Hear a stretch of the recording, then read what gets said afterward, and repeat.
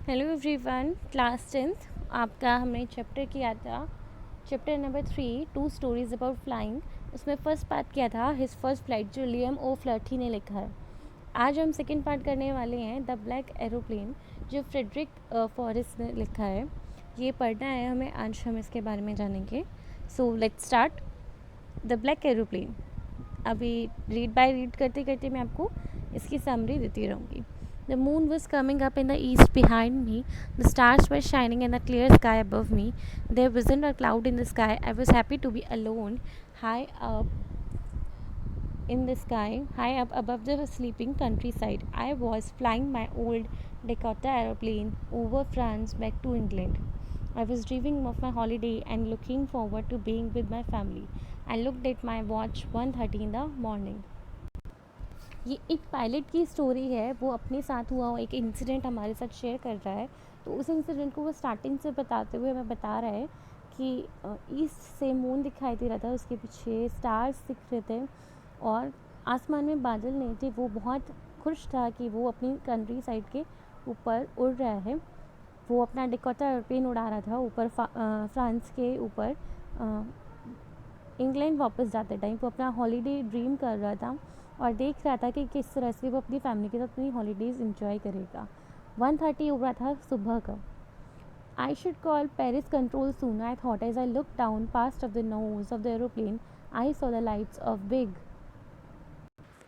I saw the big lights of the big city in front of me. I switched on the radio and said, Paris Control, Dakota DA 088 है. Can you hear me? I'm on my way to my England over. इसने बोला कि मैं Paris control room को जल्दी से call कर देता हूँ, मतलब जहाँ पर उसको लैंड करना था वहाँ के लिए। उसने देखा एरोप्लेन के आगे की तरफ, उसने देखा कि एक बिग सिटी की लाइट्स उसके सामने दिख रही हैं। उसने रेडियो स्विच किया और पेरिस कंट्रोल को कोड लैंग्वेज में बताया कि वो कौन है और उनसे पूछा कि आप वो उसको सुन सकते हैं और वो इंग्लैंड आ रहा है। जो वॉइस थी रेडियो पर, उसने तुरंत आंसर किया कि कोड बोलते हुए, जो उसकी फ़्लाइट का कोड था, I can hear you, you ought to turn 12 degrees west now. अब आपको 12 डिग्रीज़ वेस्ट में जाना है। वो उसको डायरेक्शंस दे रहे थे लैंड करने के लिए। उसने चेक किया मैप में और फिर कंपास में और स्विच कर दिया with in over to my second and last fuel tank. उसका जो लास्ट फ्यूल टैंक था उसकी तरफ स्विच कर दिया। स्विच मतलब उसने अपना फ्यूल टैंक बदल दिया, जो ख़त्म हो रहा था उससे हटाकर जो नेक्स्ट लास्ट वाला फ्यूल टैंक था वहाँ ले आया। And turn the Dakota 12 degrees west towards England. 12 degrees की तरफ उसने मोड़ दिया। I be in time for breakfast, मैं ब्रेकफास्ट के टाइम तक पहुँच जाऊँगा, उसने सोचा। एक अच्छा इंग्लिश ब्रेकफास्ट, सब कुछ बहुत अच्छा होने वाला है, सब कुछ बहुत ठीक होने वाला है, ये एक अच्छी इजी फ़्लाइट है, ये उसके थॉट्स थे। वो ये सब सोचता हुआ जा रहा था। Paris was about 150 kilometres behind me when I saw the clouds, storm clouds. They were huge. They looked like black mountains standing in front of me across the sky.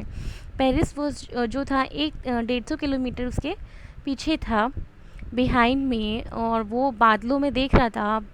बारिश वाले बादल, तूफ़ान वाले बादल, वो बहुत बड़े थे। वो ब्लैक माउंटेन जैसे लग रहे थे, standing in front of me across the sky. उसको पता था कि वो ज़्यादा फ्लाई अप नहीं कर पाएगा और उसके पास ज़्यादा फ्यूल नहीं है नॉर्थ टू साउथ जाने के लिए। I ought to go back to Paris, I thought, but I wanted to get home, I wanted the breakfast. वो सोच रहा था कि शायद मुझे वापस जाना पड़ेगा, बट उसे घर जाना था और उसे वो ब्रेकफास्ट करना था जिसके बारे में वो इतनी देर से सोच रहा था। मैं रेस्ट लूँगा, उसने सोचा, और flu that old Dakota straight in the storm. उसने स्टॉर्म के अंदर ही अपना ओल्ड प्लेन घुसा दिया। क्लाउड्स के अंदर everything was suddenly black. It was impossible to see anything outside the aeroplane.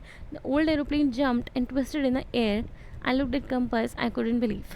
Cloud के अंदर सब कुछ अंधेरा हो गया, उसके लिए इम्पॉसिबल हो गया कुछ भी देख पाना। जो एरोप्लेन था वो जंप करने लगा, ट्विस्ट करने लगा हवा में। उसने कंपस की तरफ देखा लेकिन उसे यकीन नहीं हो रहा था, अपनी आँखों पर यकीन नहीं हुआ कि जो कंपस है वो राउंड राउंड टर्न कर रहा है। सी, कंपस जो हमें डायरेक्शंस बताता है और जब वो डायरेक्शन नहीं बता पा रहा है, दैट मीन्स कि हम लॉस्ट हैं। इट वॉज डेड, वो डेड था, इट वुड नॉट वर्क, वो वर्क नहीं कर रहा था क्योंकि उसका एरोप्लेन मूवमेंट में था और वो डायरेक्शन को कन्फ्यूज़ कर रहा था। जो अदर इंस्ट्रूमेंट्स हैं वो सडनली डेड हो गए। आई ट्राइड रेडियो और बहुत सारे इंस्ट्रूमेंट्स कंट्रोल, मतलब कांटेक्ट करने के वो सब डेड हो गए। Paris control can you hear me, उसने 2 बार ही बोला, वहाँ से जवाब नहीं आया। जो रेडियो था वो डेड हो गया था। I had no radio, no compass and I could not see where I was. वो देख ही नहीं पा रहा था कि रेडियो नहीं है, कंपास नहीं है, और वो कहाँ जा रहा है वो भी उसको नहीं पता था। वो स्टॉर्म में खो गया था।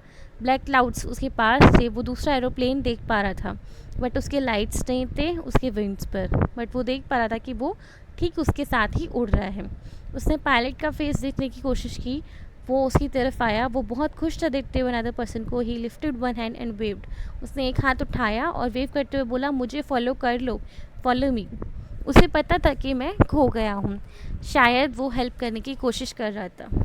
He turn his aeroplane slowly to the north in the front of my Dakota so that it could be easier for me to follow him. उसने अपना जो एरोप्लेन है वो स्लोली नॉर्थ की तरफ घुमाया और मेरी डकोटा के सामने ले आया ताकि मैं इजीली इसको फॉलो कर सकूँ। मैं बहुत खुश था कि एक स्ट्रेंज एरोप्लेन के पीछे मैं एक बच्चे की तरह चलने लगा।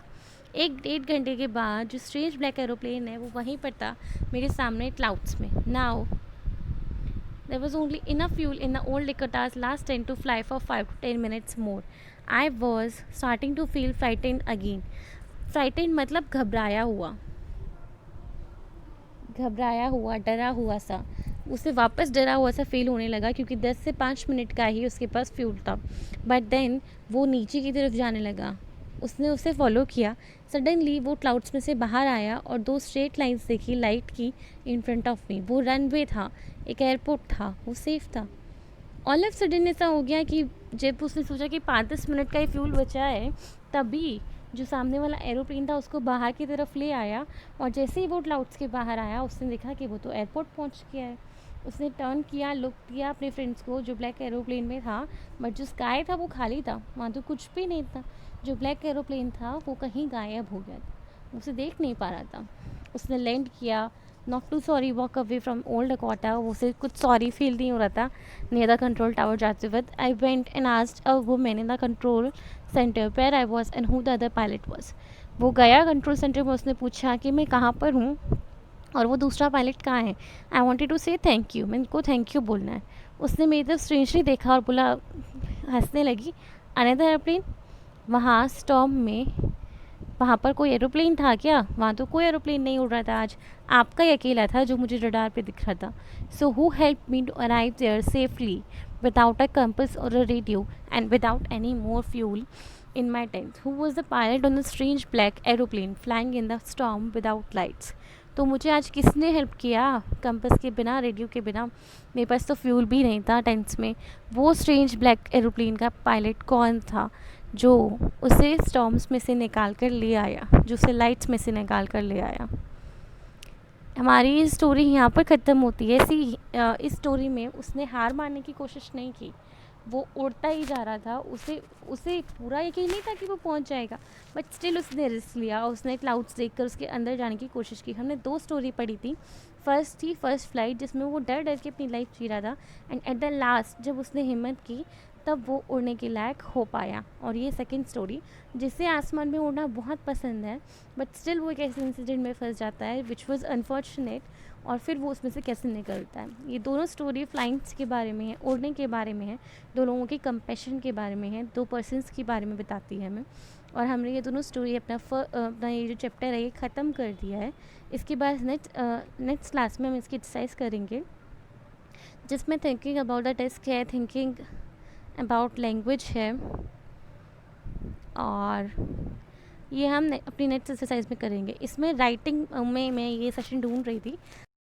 देखिए, writing, have you ever been alone or away from home, narrate your experience in a paragraph. आपको एक पैराग्राफ लिखना, नरेट करना है कि कभी भी आप किसी थंडर स्टॉर्म में फंसे हैं क्या। अगर आपको याद होगा तो अभी कुछ ही टाइम पहले एक चक्रवात आया है जो मुंबई से फॉरवर्ड कर रहा था, ठीक है, में ये इंसिडेंट हुआ है। तो आपको अपना एक्सपीरियंस एक पैराग्राफ में करना है, ठीक है, ज़्यादा बड़ा नहीं, 100 to 150 वर्ड्स का एक पैराग्राफ लिख लीजिए, ठीक है। ओके, ये नेक्स्ट मैं आपको दे सकती हूँ, इसका सॉल्यूशन नेक्स्ट क्लास में आपको दे दूँगी। Thank you.